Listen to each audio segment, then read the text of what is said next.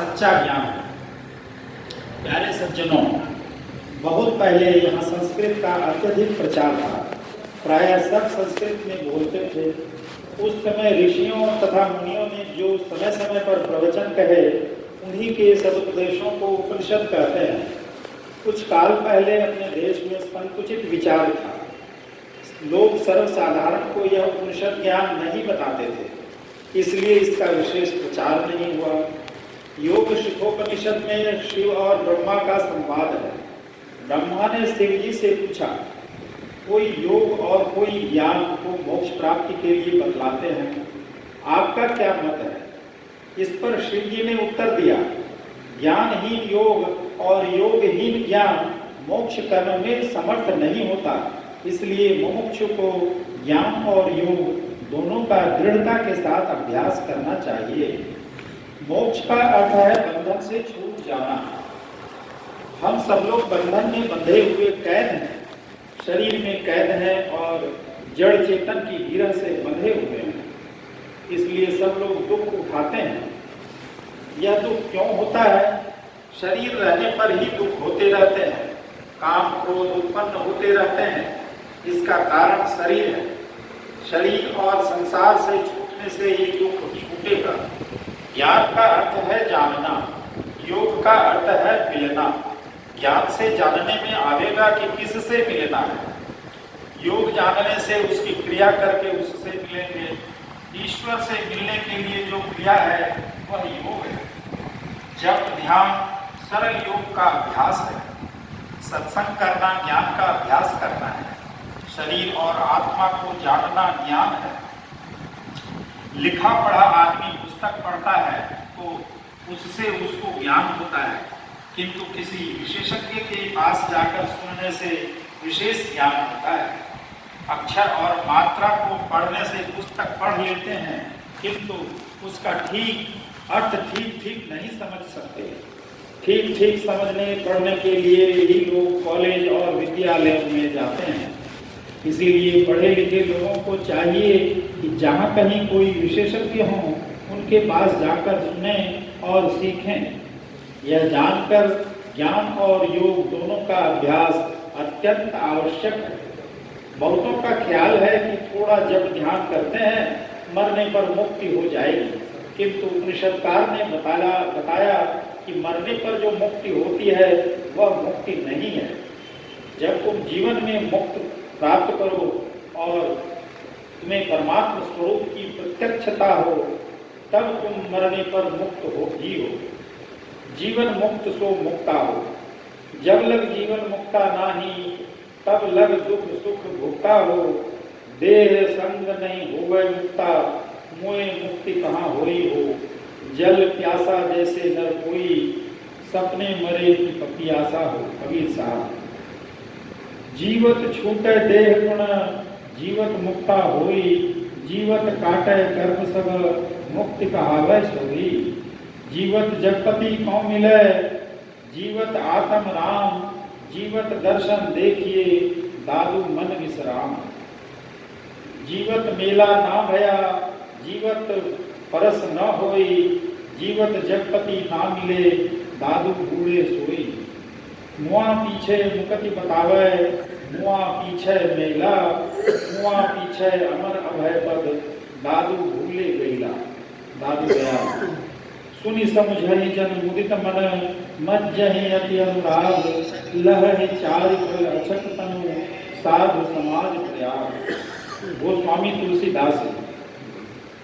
फिर इस योग शिखोपनिषद में कहा गया है कि मरते समय जैसी भावना रहेगी उसी के अनुकूल शरीर होगा। यदि मरने के समय पार्श्विक भावना हो तो बड़ा बुरा होगा। इसलिए सचेत रहो कि मरने के समय वह यह बुरी भावना न आने पाए। जिस आदमी की जागृत अवस्था के काल में जिस ओर विशेष ख्याल लगा रहता है, स्वप्न में भी वही वह देखता है। उसी प्रकार जीवन काल में जैसी भावना बारंबार होती रहेगी, मरने के समय भी वैसी ही भावना होगी। इसलिए जीवन काल में अच्छी भावना रखो, जिससे कि मरने के समय भी अच्छी भावना हो। श्रीमद् भगवत गीता में लिखा है, कविं पुराणमनुशासितारमणारण्यों स्मरेद्य सर्वस्य वाग्धातारं चिन्त्य रूपम् आदित्यवर्णं तमसः परस्तात् प्रयाणकाले मनसा जलेन भक्त्या युक्तो योगबलेन चैव भ्रूर्मध्ये प्राणमाविश्य सम्यक् स तं परं पुरुषमुपैति दिव्यम्। गीता अध्याय 8 श्लोक 9 से 10। अर्थात जो मनुष्य मृत्यु के समय अचल मन से भक्ति से सराबोर होकर और योग बल से भ्रिकुटी के बीच में अच्छी तरह प्राण को स्थापित करके सर्वज्ञ पुरातन नियंता सूक्ष्मतम सबके पालनहार और जिनके सूर्य के समान तेजस्वी अंधकार से पर स्वरूप का ठीक स्मरण करता है, वह दिव्य परम पुरुष को पाता है। जीवन भर अपना कोई कुछ पूजा पाठ करो, यदि उससे दर्शन नहीं हो या किसी प्रकार का प्रत्यक्ष अनुभव नहीं हो जाए तो संतोष नहीं होता। संतों की युक्ति है जिसके अनुकूल साधन भजन करने से ऐसा होता है। जैसे ठाकुरवाड़ी में कोई जाए और ठाकुर जी को नहीं देखे तो कहना चाहिए कि उसको देखने की आंख नहीं है। उसी प्रकार जिससे परमात्मा का कुछ चिन्ह देखने में आता है वह दृष्टि सबको है, किंतु उससे काम लेने के लिए देखने के लिए लोग नहीं जानते, जानकर भी कितने साधन नहीं करते। यदि साधन किया जाए तो प्रत्यक्ष हो जाए। जिनको दर्शन हुआ वे कहते हैं आपका शरीर शिवालय है, इसमें शिवलिंग की स्थापना है। बाहर में प्रस्तर का शिवलिंग बनाकर पूजते हैं, आपके अंदर बनी हुई प्रतिमा या शिवलिंग प्राकृतिक है, वह बना हुआ है ही, बनाने की जरूरत नहीं। वह नाद रूप है, शब्द रूप शिवलिंग है। शिवलिंग के नीचे जलधरी रहती है, उसी प्रकार उस नाद के नीचे बिंदु है। शिवलिंग नाद है और बिंदु शक्ति चिन्ह रूप जलधरी है। जो साधन करे उसको ये अपने अंदर में प्रत्यक्ष होंगे। जो अच्छी तरह कोशिश करे तो अवश्य देखेगा। ये कोई ऊंचे दर्जे की चीजें नहीं हैं, नीचे की ही हैं, किंतु मन को पवित्र रखना जरूरी है। जिसका मन पवित्र नहीं है वह उसे देख नहीं सकता।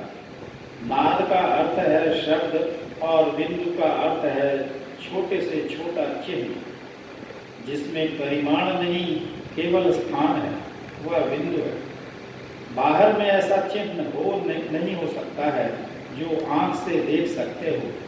कोई भी आकार या दृश्य बिंदु के बिना बन नहीं सकता। कोई चित्र बनाओ, पेंसिल रखने से जो पहले चिन्ह उदय होगा वही बिंदु होगा। फिर उसी को बढ़ाकर लंबाई चौड़ाई बनाकर आकार बनाते हैं। इसलिए बिना बिंदु के कोई आकार नहीं बन सकता। असली बिंदु को कोई यौगिक दृष्टि से देख सकता है, उसके लिए किसी पेंसिल व कलम की जरूरत नहीं। अपनी दृष्टि की नोक जहाँ दृढ़ता से ठहरा रखेंगे वहीं बिंदु उदित होगा। बिंदु जलधरी है, जलधरी पर शिवलिंग खड़ा रहता है। उसी प्रकार जहाँ बिंदु उदित होता है उसके ऊपर नाद खड़ा हो जाता है। संसार में बिना शब्द के कोई जगह नहीं है। शब्द कैसे होता है? शब्द संघर्ष से होता है, गति से होता है। गति कहते हैं चलने को, कंप को। तारे चलते हैं, पृथ्वी चलती है, सबकी गति में शब्द होता है, किंतु आप सुन नहीं पाते। गति में ध्वनि है। संसार में सब पदार्थों की गति है। बिना शब्द के संसार का एक रत्ती भी खाली नहीं। हम लोगों का शरीर बढ़ता है, इसमें भी गति होती है, इसके शब्द को सुन नहीं पाते। नाड़ियाँ चलती हैं, इससे भी आवाज होती है। जहाँ कुछ गति है, संचालन है, वहाँ ध्वनि है। संसार गतिशील है, इसलिए संसार शब्द से भरा है। आपके शरीर में भी शब्द है। स्थूल शब्द को डॉक्टर लोग कान में यंत्र लगाकर सुनते हैं, किंतु बारीक शब्द को नहीं सुन सकते। बारीक शब्द तब सुन सकते हैं जब आप बिंदु को प्राप्त कर लें। बिंदु को प्राप्त करने वाला उस सूक्ष्म शब्द को सुन सकता है, वह शब्द शिव रूप है। शिव का अर्थ कल्याणकारी है। उसको जो प्रत्यक्ष करता है उसका कल्याण होता है। बिंदु में जो अपने मन को समेटता है, दृष्टि को समेट कर देखता है, तो उसमें शक्ति आ जाती है। फैलाव में शक्ति घटती है, सिमटाव में शक्ति बढ़ती है। जिसकी दृष्टि सिमट गई है उसकी शक्ति बढ़ जाती है। रूप या दृश्य का बनना बिना बिंदु के नहीं होता, इसलिए सब दृश्य का बीज बिंदु है। किसी आकार और दृश्य का आरंभ एक बिंदु से होता है और उसका अंत एक बिंदु पर ही होता है। दृश्य जगत का बीज बिंदु है और अदृश्य जगत का बीज शब्द है। जिसकी वृत्ति शब्द रूप शिव को पकड़ लेती है, वह सारी सृष्टि को अंत कर जाता है। उसे मोक्ष के साथ परमात्म स्वरूप की प्राप्ति हो जाती है। यह प्रवचन खगड़िया जिला अंतर्गत ग्राम मानसी में दिनांक 24/2/1953 ईस्वी को प्रातःकालीन सत्संग में हुआ था। श्री सद्गुरु महाराज की जय।